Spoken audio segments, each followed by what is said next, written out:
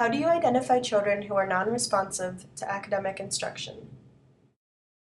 The conventional method of identifying unresponsive children is to early in the school year, and I'm speaking here of relatively young children, children in kindergarten, first grade, kindergarten, primary grades.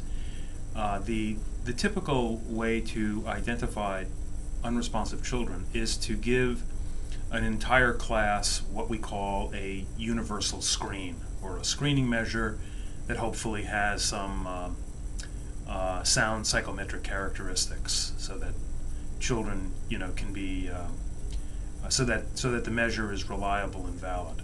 And the universal screen, by definition, is given to everyone in the class, and there is a cut score, or a specific score below which children who score below or perform below the cut point are seen as quote unquote unresponsive, and these children then are go to a tier 2 for more intensive instruction.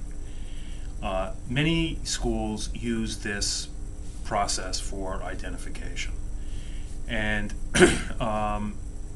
what my colleagues Lynn Fuchs and Don Compton and I did several years ago was to conduct a study that asked, among other things, is there maybe a better way of doing this? And the reason for the question was that we strongly suspected that the use of the universal screen by itself was identifying kids who were indeed unresponsive, but also identifying children who seemed like they were unresponsive, but would prove later not to be unresponsive. In other words, we feared that the use of the universal screen would identify many quote-unquote false positives.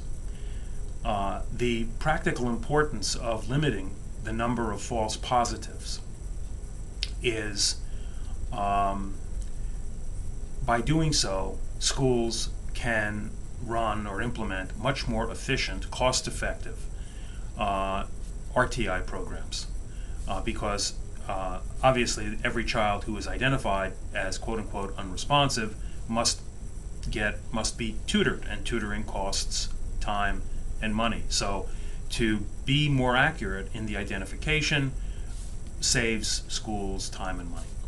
So what we did was we paired the use of a universal screen with 6 weeks of progress monitoring. And so the way it worked was teachers would administer early in the school year a universal screen. Children who fell below the cut point on that measure were then followed and monitored, tested once a week for 6 weeks.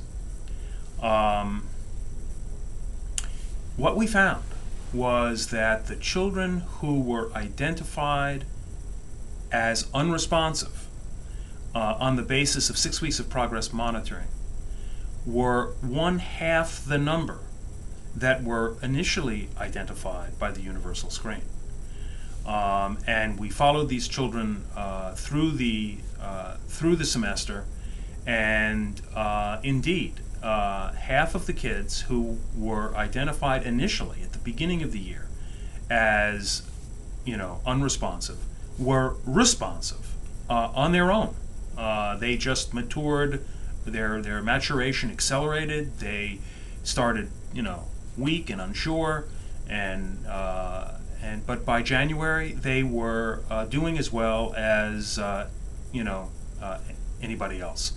So we concluded on the basis of that research that the pairing of progress monitoring, 6 weeks of progress monitoring with a universal screen, can reduce by half the number of kids and the cost and the time associated with responsiveness to intervention.